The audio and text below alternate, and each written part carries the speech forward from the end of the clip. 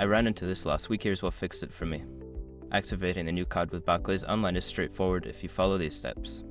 Step 1. Log into your account. Visit the Barclays website and log into your online banking account using your username and password. This is where you will access the card activation feature. Step 2. Navigate to Card Services. Once logged in, find the Card Services section in the main menu. This is typically located under the Accounts tab.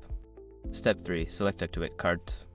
In the Card Services section, look for the option that says Activate Card. Click on it to begin the activation process. Step 4. Enter card details. You will be prompted to enter a new card number and other required details, such as the expiration date and security code.